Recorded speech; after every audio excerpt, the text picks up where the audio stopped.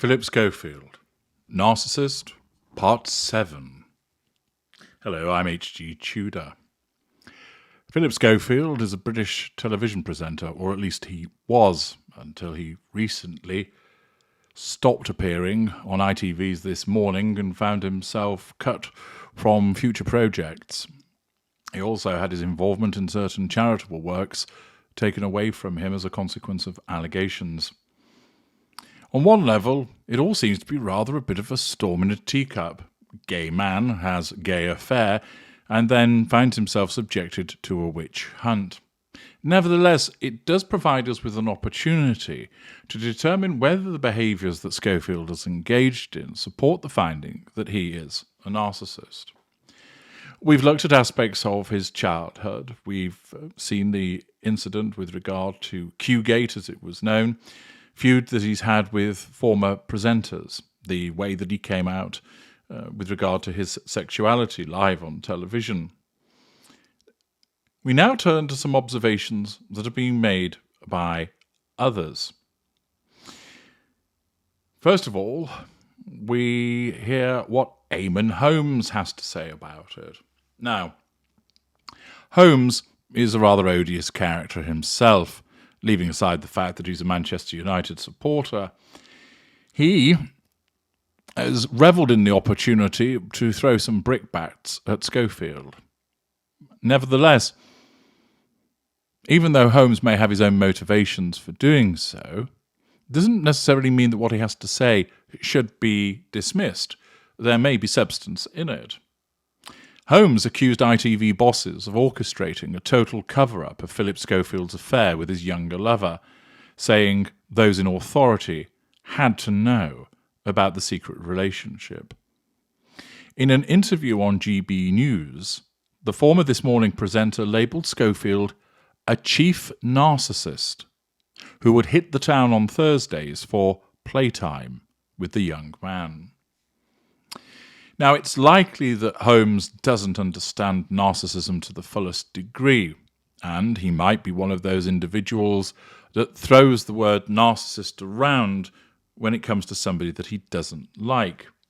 Nevertheless, it's likely as a sort of basic level that he's seen levels of self-absorption, haughtiness, vanity, blowing hot and cold in the way that Schofield has behaved in order to use that label about him. Furthermore, it might just be that Holmes does know something about narcissism and has identified many behaviours that would support the suggestion that Schofield is a narcissist. But let us take it at the lower level, that he's not well versed in it, and therefore probably has utilised the term to describe somebody that he sees as self-absorbed, someone who's somewhat in love with himself, who loves attention, and that blows hot and cold with people, picking them up and using them and putting them one side. Holmes also claimed that Schofield's lover would be ferried between the presenter's flat and studios in taxis paid for by ITV. This shows favouritism on the part of Schofield. Speaking of the affair, Holmes said, "It's a total cover-up. Those in authority had to know. They had to know what was going on, and they thought they would dodge the bullet, which they did, and they do constantly. All I'm here to do is to speak for people who hadn't got a voice. I'm speaking on behalf of them." Oh, so valiant of you, Eamon. Holmes also said Schofield created an atmosphere on This Morning.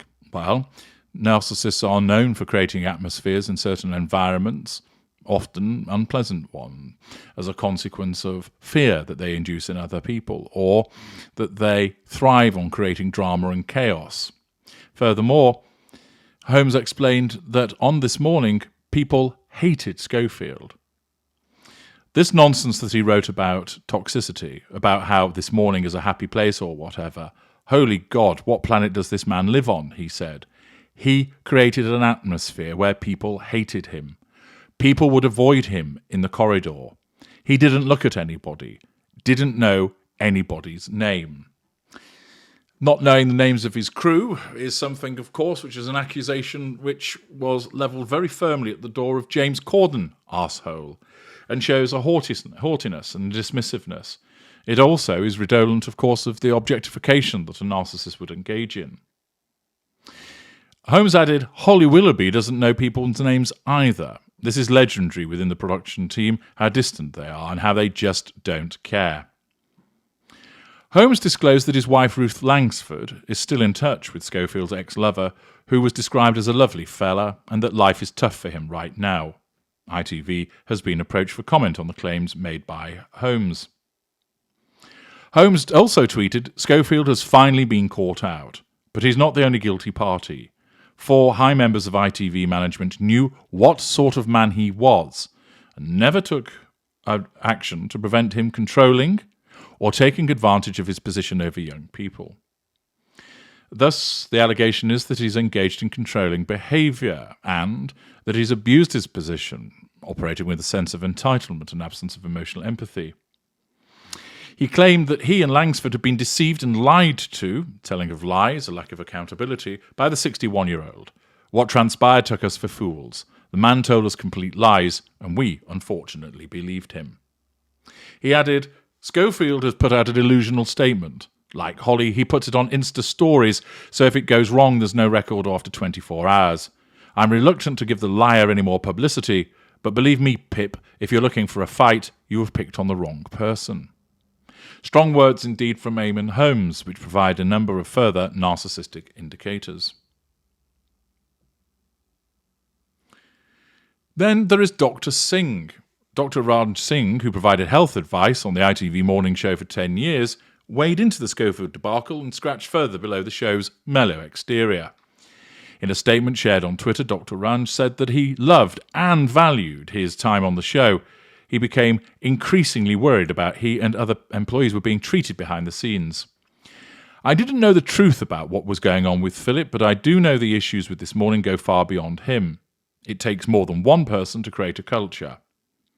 After raising his concerns about the behaviour of This Morning editor Martin Frizzell with Emma Gormley, the managing editor of ITV's daytime shows, Dr. Raj alleged that he then found myself being used less and less. I even took my concerns directly to the top of ITV. The culture at This Morning had become toxic, no longer aligned with ITV values, and I felt like it was because I whistle blew that I was then managed out. Schofield has refuted the claim that This Morning had turned toxic, writing on Instagram, This Morning is the best show to work on with the best people. He added, I hope you have noticed that it's the same handful of people with a grudge against me, persecution complex, victim mentality, or the show who seem to have the loudest voice. You can listen to those persistently loud voices if you like. But the thousands of guests over the years, thousands of staff and crew, hundreds of presenters and contributors all know. Holly Willoughby stated that her former co-host Phillip Schofield had previously denied to her that he had a relationship with a younger ITV colleague, denial, and described his subsequent admission of the affair as very hurtful. In a statement on Instagram, she said, it's taken time to process the news. When reports of this relationship first surfaced, I asked Philip directly if this was true and was told it was not. It's been very hurtful to now find out this was a lie. Willoughby also engaged in the issuing of a ridiculous statement yesterday, which would bear its own analysis in relation to what she might be, but that's for another day. Schofield finding few friends there, particularly with Holmes being scathing about his behaviour, suggesting that there was a toxic atmosphere generated by him, Dr. Singh suggesting that it wasn't just Schofield, but allegations of haughty behaviour, dismissiveness, and, of course, the repeating of the lies. Join me in the next part as we conclude as to what Phillip Schofield may well be. I'm H.G. Tudor. Thank you for listening.